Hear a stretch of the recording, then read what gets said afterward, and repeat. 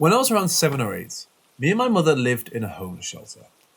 There was an office or a locked door before entering the building to prevent intruders or abusive significant others from entering, because it was a women's shelter. When you enter the room with the locked door, you can see into the office itself and see the community cameras on the monitor.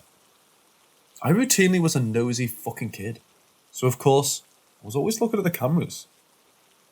One night, I looked at the monitors and saw a woman standing in the way of the kitchen camera, blocking all else out. I don't remember much of what she looked like, but I do remember it felt terrifying to look at her, like she could see me. I remember distinctly she had no eyes, and her hair was pulled back, but not much else. I told my mom because I was scared. She told me she saw nothing. Only the kitchen, and that maybe it was the trick of the light, or where I was standing that made it look like that. I accepted that and pretended like there was nothing there.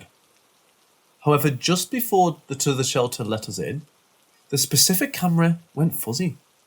I mean, full static. And then I saw nothing. Just the kitchen. No woman, and no way someone could be that close to the camera. Considering it was high up enough, it showed the entire room. Needless to say, it freaked my mum out enough that she worried for me. And I know what most of you are thinking. It could have been someone hacking the camera. Someone could have been working on it. And all would be true if anyone else had seen her too. It was unmistakable. There were 7 cameras and no one noticed a woman. Everyone else saw a kitchen. As I've grown up, I've had multiple ghost encounters. However, this is the only one I felt malice in, like they wanted to scare me at the very least. Other times, that should have been more terrifying, simply don't live up the dread of feeling watched by someone only you can see. Furthermore, being watched by someone with no eyes. The scariest part of all it though, is that I have proof. If for no one else, I know personally it was real, and so does my brother. And I always wonder why me? You know, I was a kid with nothing special. Why do you want to scare me but none of the other kids?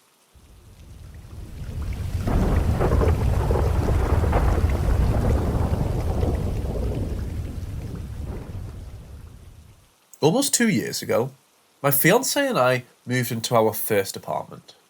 It's honestly the perfect spot for us. Close to work and family, off a quiet street, and our neighbours have luckily never been an issue. Some things I think are important. We're on the end of the building on the first floor. There's one tenant above us and one next door. The apartment diagonal to us has been empty since we moved in. The entire structure of the building is cement and brick. So it's incredibly rare that we ever hear our neighbours. The only time we hear our upstairs neighbour is when they turn the shower on. And sometimes we can hear them playing music, but even that is rare. We never hear them walking, talking, or just moving around in general. I think it's also worth mentioning that we're far from the street, so we never hear cars go by.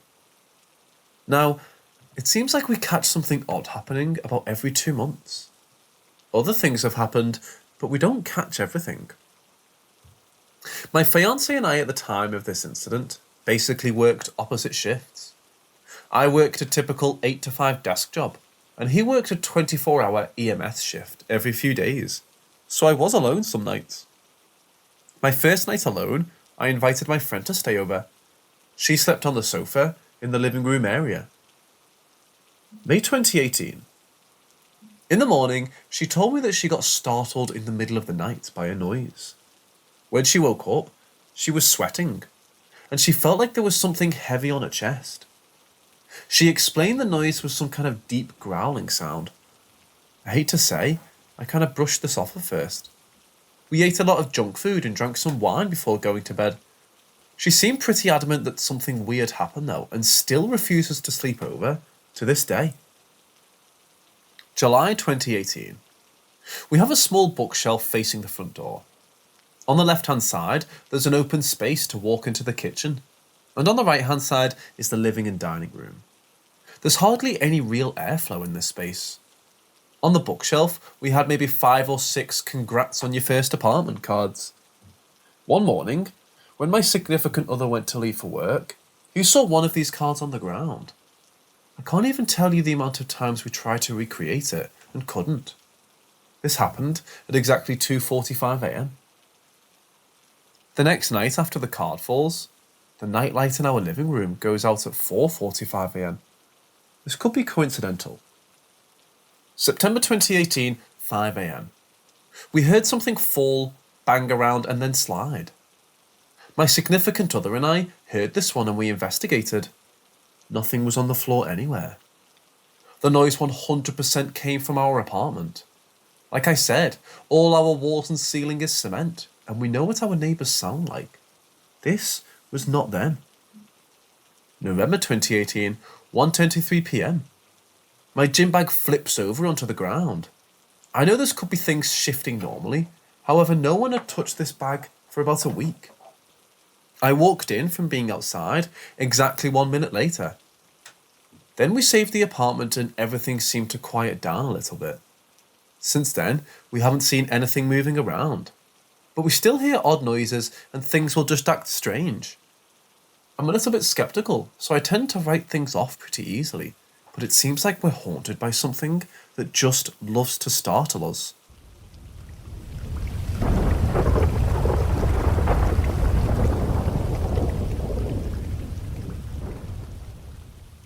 When you think of a ghost dog, some may think lost innocent spirit, and others may think demonic.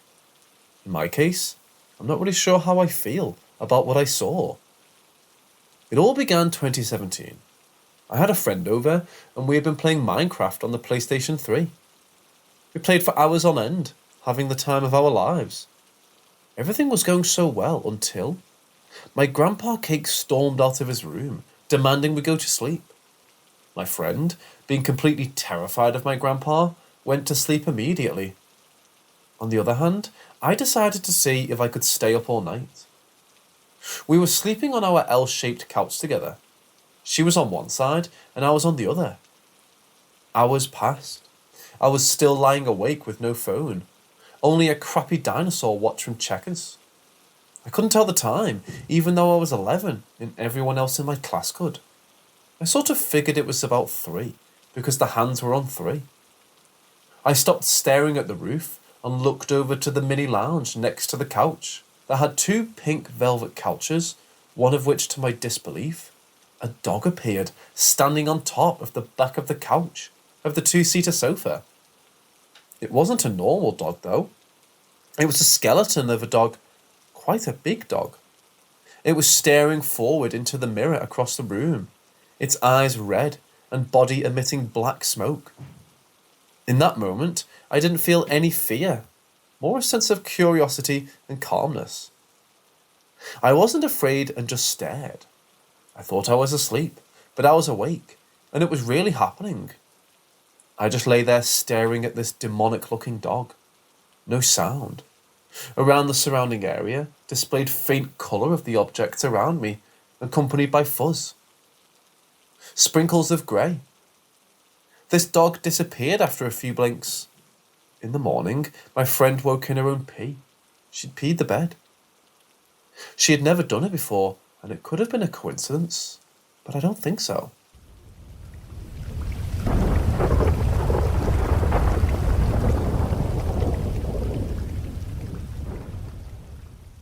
So my aunt just died this week, and last night my lamp started flickering. I thought nothing of it, but then I told my mom, and she also had it happen in her home around the same time. She was mentally handicapped, so she never talked. She went downhill last week and died this week. We burned her, and I was with my dad and mom till the last moment. I think it's a bit weird because when my grandmother died, nothing happened. I also didn't feel the vibe change or something like that. But when the lights freaked out, I just knew what it meant. I checked my lamps twice to debunk it, but nothing came from it. I also didn't see anything. Do I believe in ghosts? Well, yes and no. I know they're here, but always when something like this happens, I can debunk it. Or I have an idea what's going on. But now I don't have any idea what's up. What now? I'm going to observe my lamps and we'll watch the vibe. I know some things I need to look out for, and I'll stay on my feet.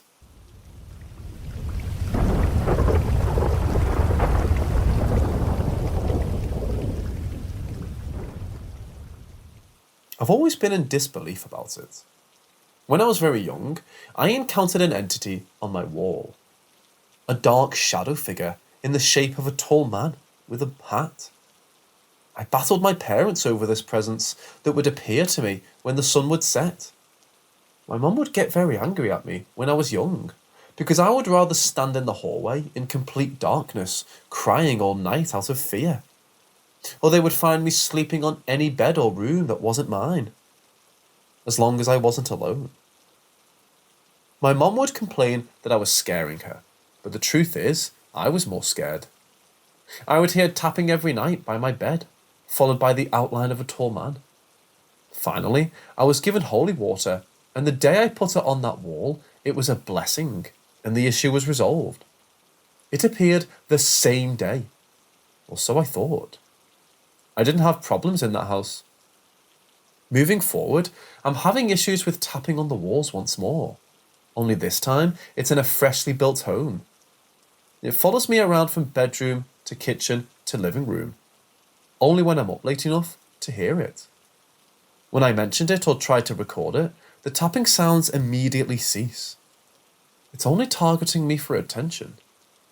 I ignored it for a long time, hoping it was all some explainable coincidence. However, today, I finally captured a video that makes me sick to my stomach. I was up late around 2 a.m. when I heard knocking on the corner of the wall. I decided to listen for a bit and then pull out the camera to record. Of course, it immediately stopped. I instigated by knocking on the wall. It knocked back at me, mocking the same exact knock I made. I'm in shock and disbelief. If anyone has dealt with this or can help, please do. I'm not in any immediate danger, but this is a cry for help. I need this away from me and my family. I'll show my mum the video and other evidence I've gathered in the morning. Any advice is welcome.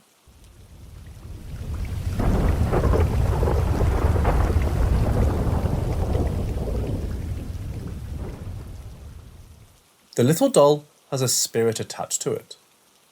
We had a paranormal team come take it to a museum with other haunted artifacts local to us. We found them at a yard sale. They were both missing the same side leg. The owners and we joked about the dolls being haunted, and we bought them for $5. When we got in the car to leave the yard sale, we found the dolls and it started to hail with sun shining. We ended up going to eat because there was no way we could shop the yard sales in the rain. After we got done eating about an hour later, we went to another yard sale a block away from where we got the dolls from. Everything was dry and nothing was out of place. I asked the lady how she kept her stuff dry when the hail came through, and she didn't know what I was talking about. If my fiancé wasn't with me, I don't know if I would have believed myself. That night, my fiancé had a really bad dream that the smaller doll, and it was telling him to kill me. He woke up and thought he actually hurt me. I joined some groups and shared the pictures of the dolls on Facebook. They immediately knew it was the little doll. My friend showed her mom the picture of the doll. Her mom wanted to come see it before the paranormal team took it. When they got to my apartment, she went to hold the doll but immediately sat it back down because the energy was so overwhelming. I asked her if I should try to hold it because it was my doll. She said sure. I picked it up, and as soon as I did, I felt this sensation like a high almost start to come in through my feet and slowly inched its way up my body. When it got to my neck, I started choking and sobbing uncontrollably. Everyone yelled at me to put it down. I put it down, and the feeling went much faster back down out through my feet, the same way it came in. Whatever it was, tried entering my body for sure. We all wanted to go outside to get some fresh air after that. We walked outside between the apartment buildings, and on the deck behind me, all of a sudden, there was like 5 big-ass crows behind me on the balcony, screeching at me like they wanted to attack us. Well, my friend and her mom went home. I don't blame them. Anyways, the paranormal team comes. The air is so heavy when you walk in my apartment, you can literally feel the energy. They start blessing the dolls and house, and the neighbour's dog is howling the whole time, which it never does. The lady carried a white stone to keep her grounded and protected, and she started freaking out because the stone turned hot. The energy level was a 3.5 out of 10. It was also crazy. I'm so glad I have so many witnesses.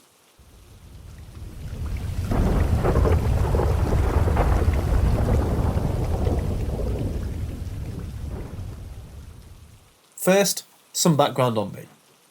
I never considered myself sensitive to anything, but I have had very vivid sleep paralysis experiences since I was 12. I refuse to watch horror movies because based on the sleep paralysis, my psyche has enough material to work with. I've seen pastors and other religious people with the yellow halos. I'm spiritual and moderately religious. Definitely been afraid during many sleep paralysis episodes, but also had a few that seemed casual and even friendly. Only 3 times have I had waking experiences that surpassed my logic. Number 1 was my first ever encounter. It was a simple knocking up in the corner of my bedroom at 11 years old. I was a military brat and moved many times, but never encountered anything until this house. This is also the house where I experienced sleep paralysis for the first time. I headed to bed one night, was reading, and heard a knocking that steadily picked up pace from the upper corner of my room. I yelled for my mom, and immediately the knocking slowed down. As soon as she opened her bedroom door down the hall, the knocking stopped. She came in, checked on me, rolled her eyes a little, and went back to her bedroom. As soon as she closed the door, the knocking picked up again. I yell. It slows. She opens the door. Rinse and repeat 2 more times before Mom lets me sleep in her room. This never occurred again, this house or after. I had one morning of sleep paralysis, during which I heard chains dragging into my room, felt my blanket lifted off of me, laid back down, and heard chains dragging back out of my room. I remember being uneasy in that house, which makes no sense because it was a new build. Maybe it could be explained by pressure differences, but the slowing at my yelling was what really freaked me out. Like it knew I was scared and was teasing me by almost letting my mom witness it. Strange noises continued to haunt my evenings. Number 2. This one still haunts me. I was 22, asleep at college in my boyfriend's house in his bed. Several nights prior, I had heard and felt a scratching on my pillow. I turned the pillow, found no source. I then nudged the boyfriend and asked him about it, to which he responded in utter groggy confusion. He was facing the other way with both arms out of reach of my pillow and hadn't heard anything. He suggested it was his roommate's hedgehog on the other side of the wall. It happened briefly, a couple more nights after.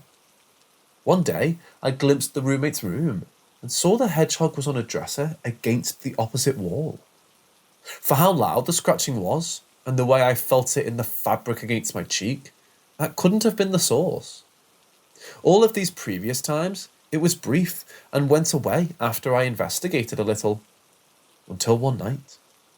It persisted after I flipped the pillow. It persisted after I remade my half of the bed. It persisted when I used a completely different pillow. It felt along the wall as it was occurring, thinking maybe it was a mouse or bug. I tossed and turned and the scratching continued. I wasn't scared as much as I was annoyed. I just wanted to sleep. Exasperated, I slammed my head back and said out loud, "Stop it!" Instantly, it froze. The scratching had indeed stopped, but there was a pressure on my body, and a feeling of terror came over me like I'd never experienced. I was suddenly crying, though I couldn't hear or see anything out of the ordinary. Inexplicably, I thought something horrible was about to happen. It took me a moment to think around the terror, and I began praying in my head. As I did, this feeling of warmth and lightness blossomed and slowly flowed from the centre of my chest until the fear and pressure were completely gone. Boyfriend never believed me, though he knew about the sleep paralysis that started up again my freshman year. The weird thing is, the scratching continues to happen very intermittently to this day. As soon as I pray, it disappears. It's happened every time I tell the story, most noticeably when I went camping with a friend in the middle of the woods, and we're sharing ghost stories over the fire. I told this one, then he went to bed. We both felt the scratching on our pillows on opposite ends of the tent. However, similar to my sleep paralysis, it does not occur when I sleep in a room with an open Bible.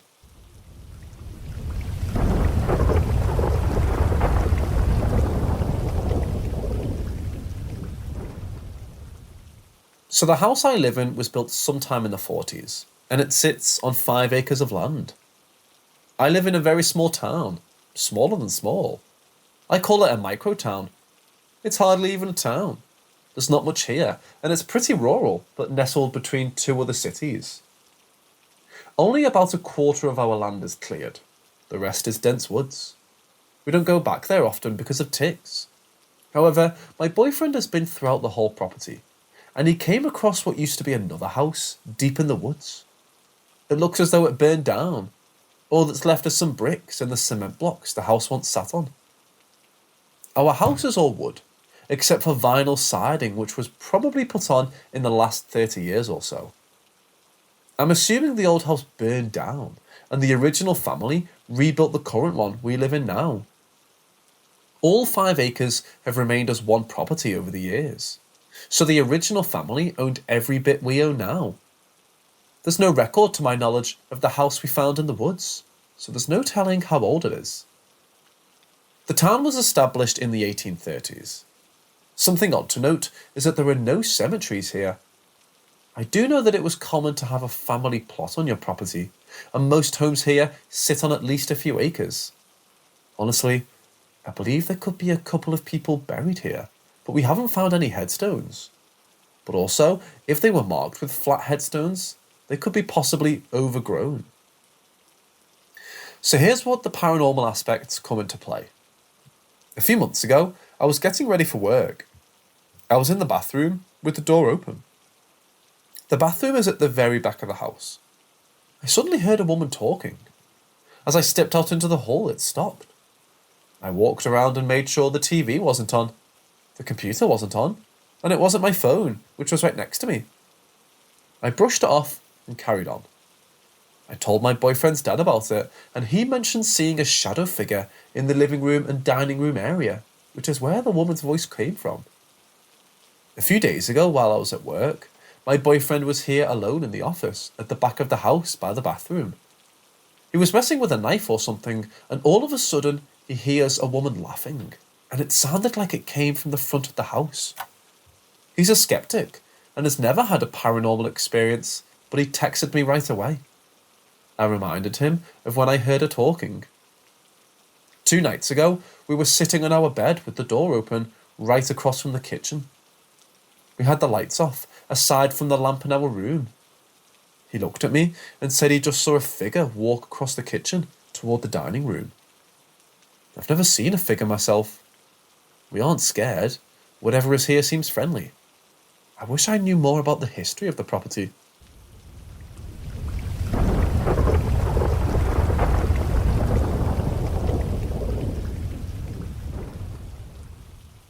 My girlfriend the other day asked me if I'd ever had a paranormal experience, and I gave it a quick thought. Started to say no, when an old memory came flooding back. I was about 10, and my family went to visit my stepdad's side of the family in a very small town in Minnesota. The trip was fine, until my mum left a couple days early. I didn't mind. I'm very close with my stepdad and was having a good time with all the cousins. The house was short on beds, so me and my stepdad shared a bed in the basement. I woke up, extremely uncomfortable. The best way I could describe it is the feeling of being crushed by hard plastic, like the kind they used for N64 products. The feeling even had the same creaking to it. I was young and scared, abnormally scared, and could move, but painfully. I woke up my stepdad and he thought I was just having a bad dream, but it didn't really subside until I got him to take me upstairs. I slept on the floor upstairs after that and haven't ever been able to come up with an explanation for what happened. I'm in my 30s now and it still makes me nervous to think about. Any thoughts?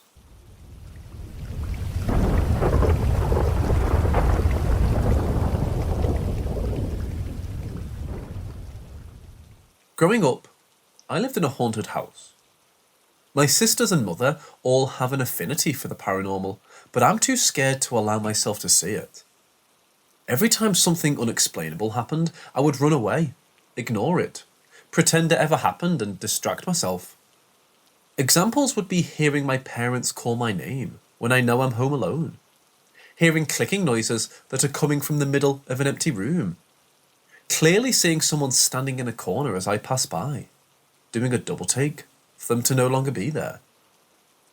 One night, when I was about 19 and staying up late, watching cartoons and drawing, it was about 2 in the morning when my dog picked up her head and started looking towards the middle of my room.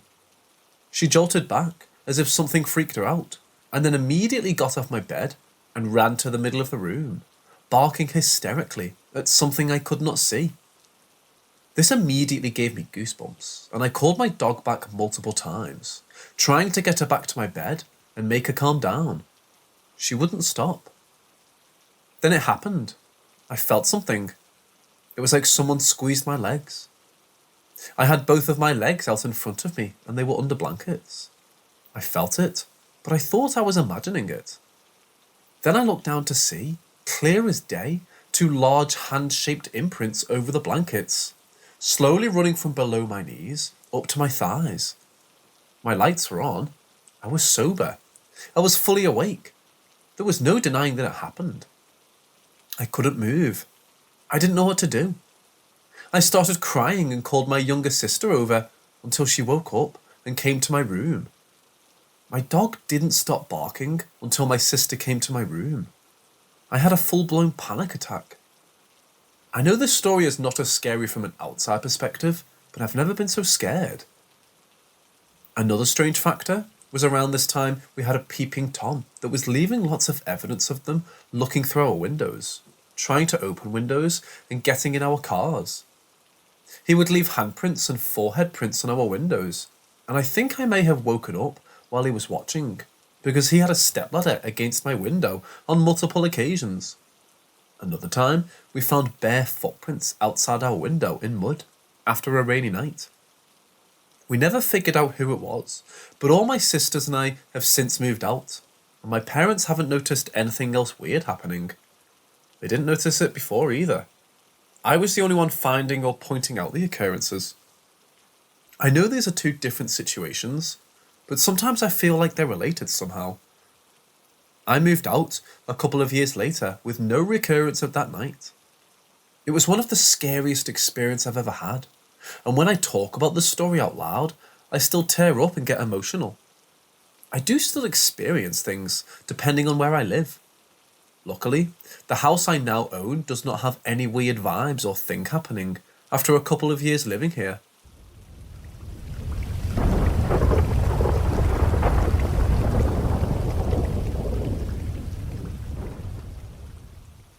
My grandma died when I was very young. It affected me deeply because she had been watching me at the time while my mum was out. She died in front of me, and I reacted as best I could, being a child. I went to my aunt and uncle's house who lived just behind me. All I knew was that something was wrong with Grandma because she'd fallen down the stairs. The EMTs came after they called 911, but nothing could be done. She had passed. For the longest time, I had trouble dealing with it. I spent the longest time blaming myself and hurting deeply over it. This has been the most traumatic experience of my life. Shortly after she died, we moved into the home she lived in to take care of my great-grandma. Though with time, it was healed as best it can. The one thing I do think about when I think of my grandma is Christmas. If there was ever a truer person that embodied love and the spirit of the season, it was my grandma. She would gather all my relatives, aunts, uncles and cousins to her house for a holiday feast and gathering together, from far and near. Because Grandma was pretty much the matriarch of the family, the entire glue that was our family was held together by her hands, not to mention her food. If there's one thing she could do well, it was cook, but her expertise I think was baking. I have fond and vivid memories of gathering apples from the apple tree in the backyard for her, where she would bake pies, crisps, and whatever else she could do with them. Though her cookies were the best. I loved my grandma's cookies, and she made the best chocolate chip in the world. I staked my life on it. And I remember her kitchen always being filled with the most wonderful smells imaginable. I recall a time during the holiday season when I was really missing her. It had been many years since she passed, and I was still trying to come to grips with her dying when I was so young. I was sitting in my bedroom thinking about it and talking to her in my head. I was feeling rather upset over it, really. "I miss you, Grandma," was the thought in my head that came, and shortly after it did, there was a loud sound in the kitchen. The sound was a clash of pots and pans, almost like someone was getting them out and tossing them on the countertops. We had cats at the time, so I assumed they were being ornery and had knocked things over. So I went into the kitchen to investigate. There was nothing. Not a cupboard opened or anything strewn about. Nor was there a pot or pan out of place, as well as nothing at all on the countertops themselves. It was confusing, to say the least. I shrugged it off as an odd occurrence and went back to my room. Though it was then that the whole house filled with the most pungent and wonderful smell of someone baking. Not just the kitchen, but the entire house itself permeated with what smelled like a mix of brownies and cookies being made. My heart was strangely warmed by it, and I'd forgotten about being sad. Though it dawned on me that it wasn't just a weird occurrence. I'm convinced that it was my grandmother coming back to comfort me, let me know she was still around, and tell me she loved me in the best way she knew how. The story doesn't end on that note, however. When my mom came home from work that day, as soon as she walked through the door, she said, "It smells like somebody's been baking in here." Merry Christmas, Grandma.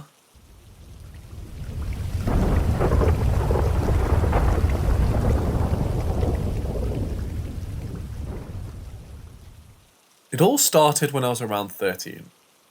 It started with footsteps that were heard by my stepdad, mom and sister. It's done numerous things over the years. Turned on a blender, turned on lights, turned on a water faucet, lots of footsteps, and moved things. There are witnesses to some of these events. It has quieted down through the years. About a year ago, there was a flurry of activity over a few weeks. There hadn't been anything I noticed until last night. Quick backstory. Earlier this year, I did a thorough organisation of the house. We have 2 kids, 9 and 7. We went through all of their toys and asked them if they wanted to save or donate an item. All of the toys they wanted to keep. I put in plastic Ziploc totes and put those totes on the top shelf in the basement. Went downstairs last night and a set of baby keys was laying on the basement floor. What I mean by baby keys are plastic keys you give to a baby for them to chew on or play with. They're different bright colours, about 6 to 8 of them on a ring. I specifically remember my daughter telling me she wanted to keep them. I remember putting them in one of the totes. Now the totes are on the top shelf. My kids are little and not physically capable of taking them down, let alone putting the tote back up. Also note, they will not go downstairs by themselves because they're afraid of ghosts. Also note, I took Christmas decorations up from the basement weeks ago. There were no keys on the floor. And my wife has not messed with any of the stuff in the basement. So they were on the basement floor. When I saw them, I said out loud, "Well, that's unusual. They're still there and haven't put them back yet." Not earth-shattering, but still interesting and unusual. I wonder what it does next, since it let me know it's here.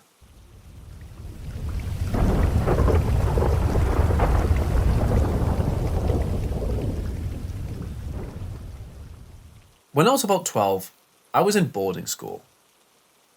The school term ended and I came home for the school holidays to my childhood home that my mom had only recently moved back into, after having had tenants for some time. There were still unpacked boxes piled high in the dining room and furniture that was out of place. Happily, my old friend Emma, who had been in a different school, was invited over, as I had not seen her in a long time. That evening, out of boredom or whatever you might call it, my mother, Emma and I decided to play a game called Glassy Glassy. Glassy Glassy is basically the poor man's Ouija board. All it takes is a drinking glass turned upside down and scraps of paper on either side of a small glass table with the words yes and no. As we three put our fingertips to the bottom of the overturned glass, it eventually started moving very slowly with the questions we asked. Very stupid questions. Are you a ghost? And such. As the night wore on, the glass moved quicker and quicker under our fingertips, and I even accused my mom of pushing the glass and making a fool of me. My mother laughed it off and said it was just our subconscious moving the glass. The longer we played, the more efficiently the glass moved, to the point where it was so quick, it almost moved and lost traction to our fingertips. I started to believe, but unlike my mother, I didn't believe it was subconscious, but rather some otherworldly spirit.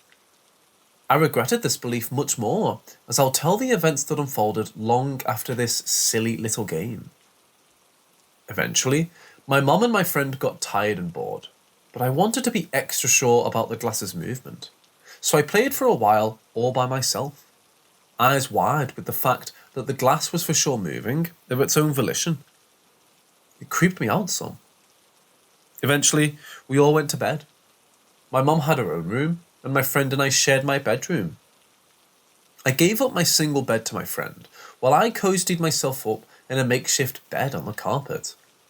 I fell asleep soon enough, but had a very turbulent, restless sleep. I started to dream about being in the same lounge at night, with the furniture stacked all over.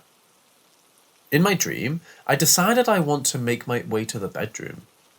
I could feel myself bumping up my shins against furniture in my dream. I reached the passage door that led to my bedroom, but it was closed.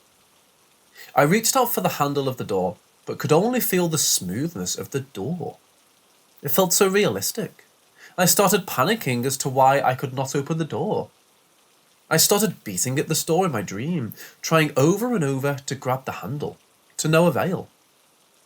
Moments later, I heard my mother calling me, and I woke up, still beating the wall with open hands, while standing on top of the single bed my friend was still sound asleep in. My mum standing at my door, perplexed. I had no idea how I managed to walk up onto the bed in my sleep state, but it was extremely scary. The following day, I tried my best to explain to my mom about the dream, but she waved me off. Now, if you think this horror ends here, no.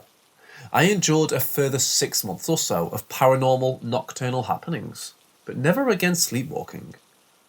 I had to return to boarding school, and no sooner I was back, virtually every night I would suddenly awaken to apparitions next to or above my bed.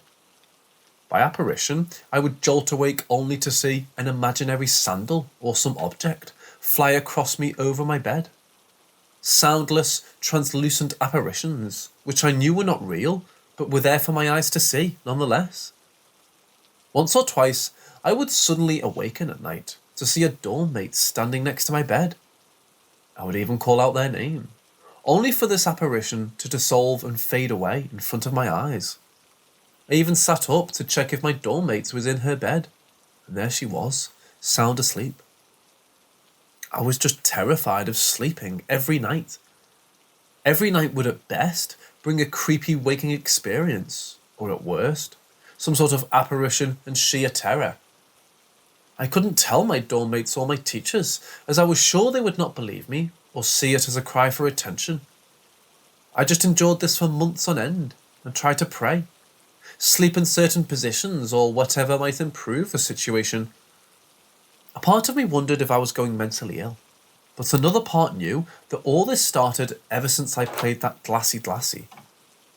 I tried to convince myself it was in my mind, although I knew I was just lying to myself.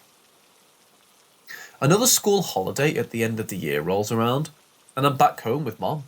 But the fear hasn't left me, although the encounters started happening much less.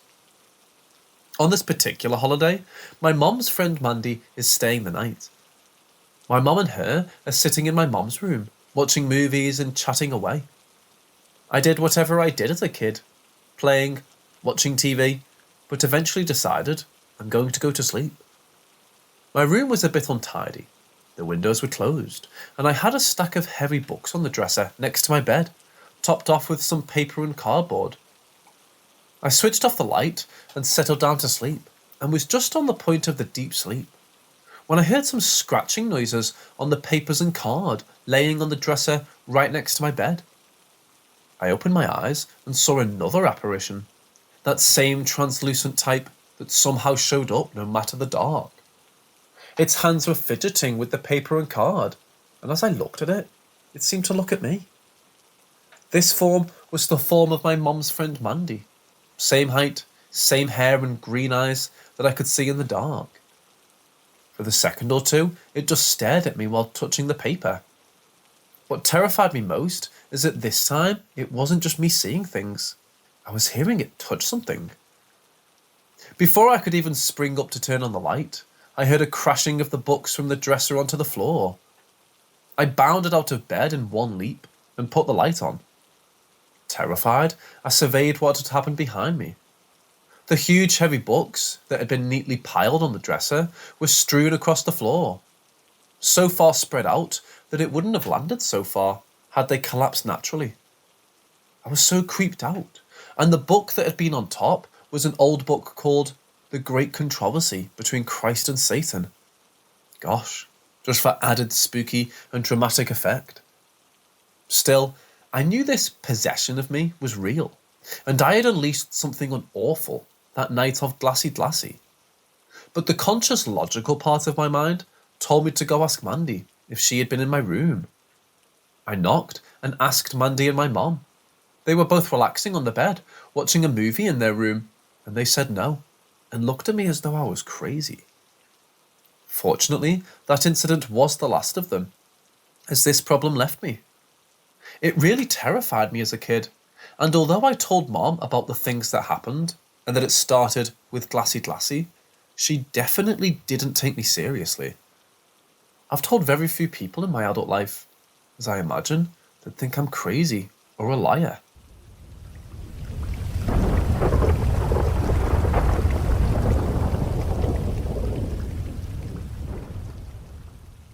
Last night at around 3 a.m, I heard whistling outside my window. The first three were in a 3 or 4 second interval, and the third and last whistle took a bit longer. I had the curtains and blinds over it, but I could definitely hear whistling, but the whistling didn't sound like a bird. Whatever was making the noise sounded like it had lips or was actually whistling. I don't have tinnitus, nor is my house broken in any sort of way to be making these sounds either. My parents are obviously asleep in their room, since I could hear them both snoring. I'm not on any medication, and I don't hallucinate or have delusions either, so I don't know. There really isn't a clear reason why I heard the whistling. I had the feeling to get up from my bed and open the blinds to see what it was, but something in my gut was telling me if I did, I'd regret it. So I stayed in my bed in silence and tried to go back to sleep. Now, I'm a skeptic, but I do believe in the paranormal and respect in it, but this? I don't have an explanation for this, and it's freaking me out. Like, is there some sort of being that does this kind of stuff? And how can I protect myself from it?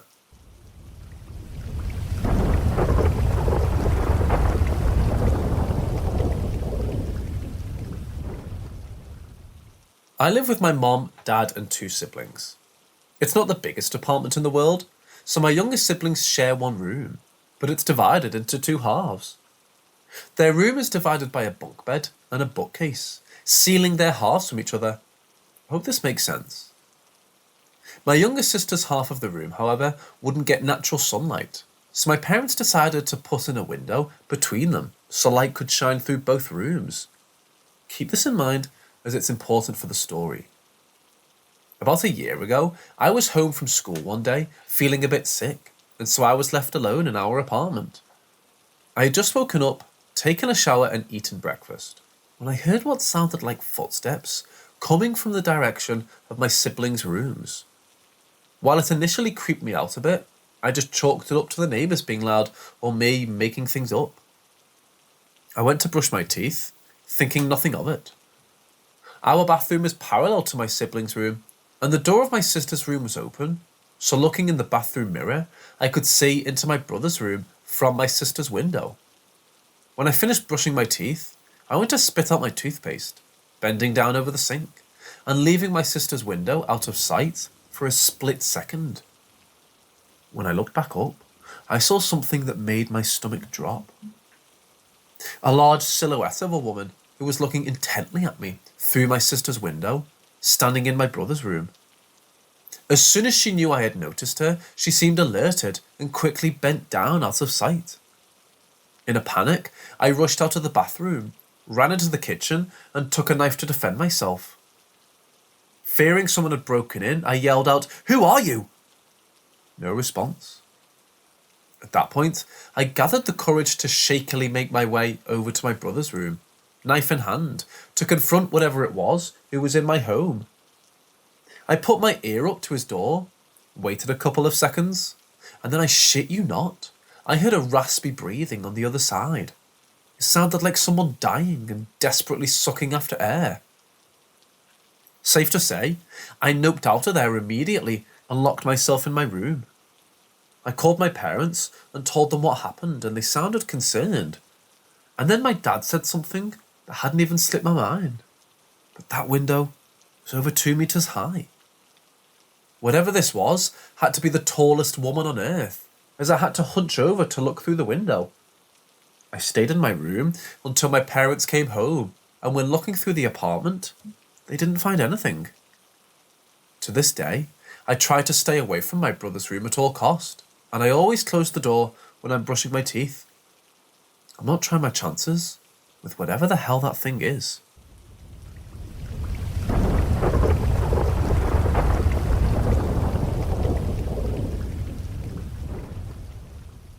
So I was working the first shift, and it was about 3 p.m. I worked in a hallway lined with 15 rooms for mostly palliative care patients. The room I had the experience in belonged to a very Alzheimer's affected lady. She would say things like there were people looking at her through the window and talk to the people in her room. That's normal and didn't make me think she was seeing actual spirits. But then I saw something I can't explain. Her call light went off in her room, but I was confused because she was not in her room. She was at an activity. So I start walking towards the room, down the hallway, and I see a shadow of a person. No face, no features, just a shadow. Except it's not on the wall. It's in the hallway, in front of the room. I keep walking towards the room, and it starts to move into the room. The door's open, so we're both moving towards the room and go through the door. It enters the room and disappears around the corner, towards the call light. At first, standing in the room, I was scared and tears welled up in my eyes. But then I just walked out and didn't really think much about it again. Didn't tell anyone either. Until 2 weeks later, I'm in the same room with another CNA, and she brings up the dark figure that appears in this room and another room. And I'm like, what the fuck? I saw it 2 weekends ago. She went on to tell me a few other experiences people have had, and I'm just in shock.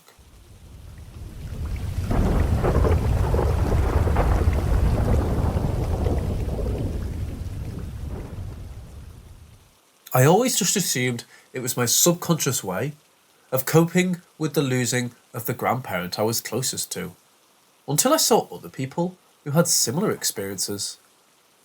This must have been about 8 years ago. I was 18 and my great-grandmother passed away. She had Alzheimer's, and when her mind started fading, everything happened quickly. It started with calls to her daughter and telling her she was babysitting me or my sister or cousins, and she couldn't find them. Then I'd go to visit her and she'd talk about people who passed away 10 or 15 years ago, like they were sitting there in the room with us. Anyways, you get it. She dies and my family has a funeral. That night, I'm emotionally exhausted and I try to get some rest. I had a dream where I was going to visit her in the nursing home she was staying at. I knock on a door and then remember she can't really get around, so I go to let myself in, and there she was, standing there reaching for the doorknob, just as I remembered her when she was healthy and herself. I remember telling her I can't believe how good she looks, and I thought she couldn't really get out of bed. She tells me everything is going to be okay now, and wraps me up in the warmest hug. In that dream, it felt like we talked and laughed with each other for hours. She apologised for missing my birthday. I leave her room to go to a vending machine and tell her I'll be right back, and then I wake up. I immediately called my sister and told her about the dream I just had. She thought it was kind of creepy, but to this day, it was the most comforting I've ever been. Again, it could just be a way of coping with loss, but it really helped me in a difficult time.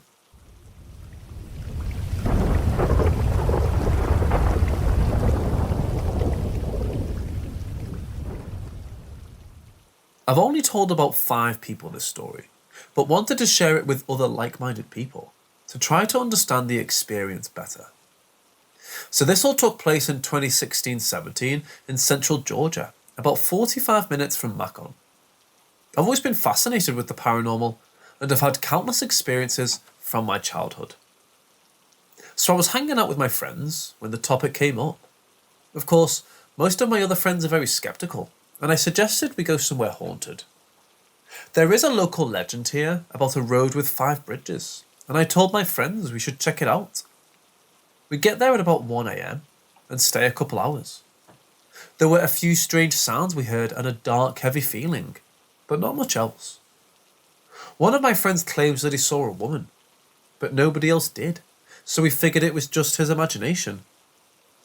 After we're done with the bridges, we go to the church that's right beside them. Now this church is, to put it plainly, weird and creepy. It had blacked out windows, no steeple, and a small cemetery with graves that dates back to the 1970s. We get a much stronger feeling here and decide to head back to my buddy's camper and chill. Fast forward a couple of days, and one of my friends, Gunther, claims he's seen a tar lady, as he called her, ever since we did our little ghost hunting trip. So I'm trying to help him feel better. Decided to cleanse his camper, so I just started saying, "Any negative entity, I command you to leave and you are not welcome here," over and over. After about 3 minutes, I feel an immense pressure and weight, like carrying a 100-pound book bag or something. The lights start to flicker, but I keep on. My friend tells me that there are entities pointing at me, laughing and mocking. I don't see anything, so I continue for about 10 minutes until it's too much to bear. I run outside and start puking, and my friend tells me I have dark circles around my eyes. I feel like I had the worst hangover in history. Tell him I have to leave and go back home. I felt okay the next day, so we asked another friend, Rick, for help. He's a pagan and is really knowledgeable on the occult and supernatural lore. We go back to the church, and he looks around for a minute and just says, "This isn't hallowed ground." We ask what he's talking about, and he says that the church should be on hallowed ground, and especially cemeteries. He implies that something weird is going on, and that he suspects that the people of this church might be practicing dark arts. I'm pretty nervous at this, and my friend and I, Gunther, look at each other. Rick then says he can help Gunther, and they go to his camper alone. The next day, I check up on Gunther, and he says he's alright now, that Rick gave him something that will protect him. I ask what it was, and he said it's a demon lord that Rick had a contract with. Gunther said he had to accept the demon, and did. I was very skeptical, and pretty much thought they were full of crap.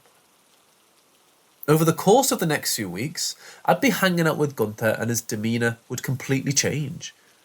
He isn't dumb or anything, but he is simple and speaks plainly. When this thing would take over, he would speak very articulately and sophisticated. He also wouldn't say "I" when speaking about himself. He would say "Gunther." So I tested his theory by asking it to prove that it was real and not just imagination gone wild, or maybe split personalities. It told me a traumatic event I witnessed as a child that I damn sure didn't tell anyone because my mind tried to erase it. When it said this, I was filled with uncontrollable rage, and my other friends had to stop me from hitting him. All the while, this thing in my friend had a huge grin on its face. After I calmed down, I asked different questions, and it confirmed it was a demon lord. It told me how Gunther's step-grandma was using witchcraft, and about the cult at the church trying to open a portal. The only time I made it angry was when I was helping a friend Tiffany, who had a negative entity attached to her. The demon was with us and we had 2 candles lit. I started saying a prayer over Tiffany to get the evil spirit out. She was screaming in pain and her back arced backwards in a sickening way. The demon lord was saying a chant under his breath the whole time, with his eyes completely closed. After the entity was out of her, I used the opportunity to move my hand, an intention to my friend Gunther, who still had his eyes closed, and kept saying the same prayer. His eyes shot open immediately, and the look he had was pure hatred. He looked me dead in the eye and said, "Don't fuck with me," then grabbed both candles and blew them out simultaneously. I have a lot of other stories about this demon lord and of other unrelated paranormal experiences, but this is the one that will always be the creepiest.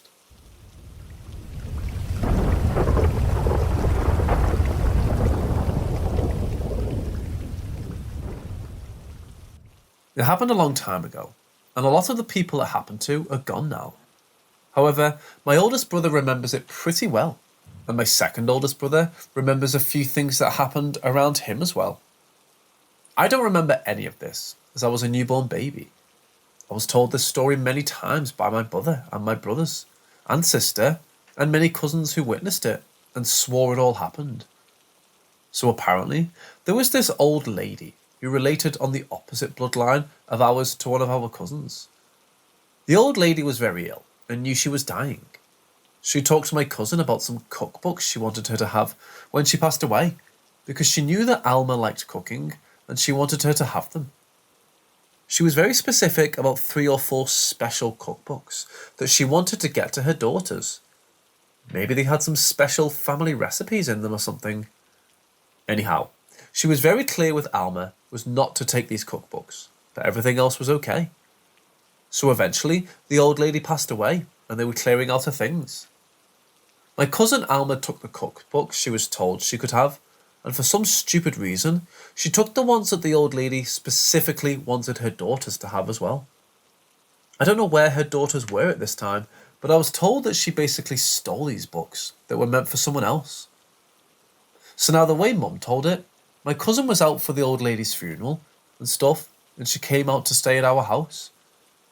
My mom said she was talking to her on the phone just before she came over, that she found it strange because the phone line was very static and crackly sounding, like a really bad connection, which in fairness, it could have been.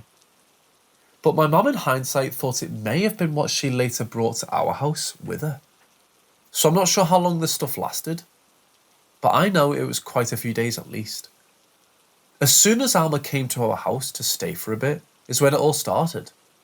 She had brought the things that had been left to her by the old lady, as well as the books she took without permission. Weird things started happening almost immediately. Knocks and bumps in the walls, silverware in the cabinets jingling and moving inside the drawers on its own, like you could hear it rattling and bumping together, metallic sounded noises.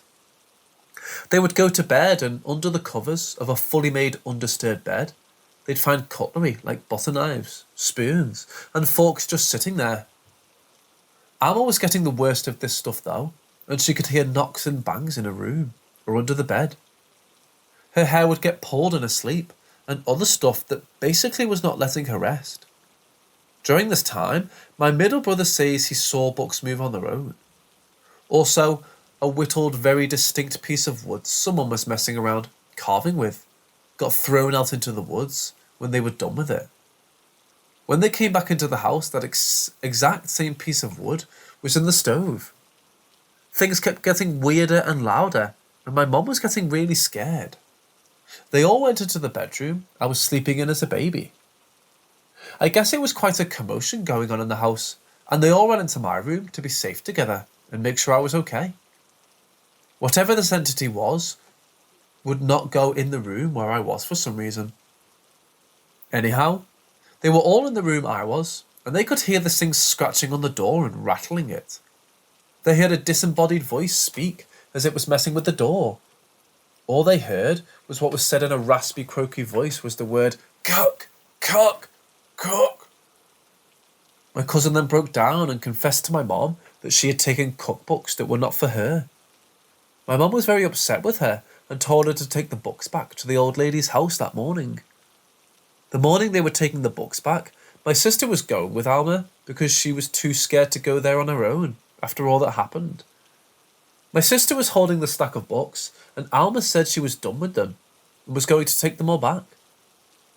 Just as she said that, each book she stole came off the stack my sister was holding, and each one landed right on top of the other on the floor, perfectly on top of each other, one at a time. All activity in our house stopped after that, and all was good. The question I have is, why would it be avoiding an infant's room? One other thing I forgot to mention also is that my mom tried some pickle recipes from some of these cookbooks before she knew that some were stolen. She said everything she made was messed up and didn't turn out properly. In weird ways like dill pickles, becoming almost jelly-like, etc. I've been waiting a long time to tell this story. I know a lot of people will say this is all made up, but it's true. And it was told to me by my family and family friends that saw things happen as well.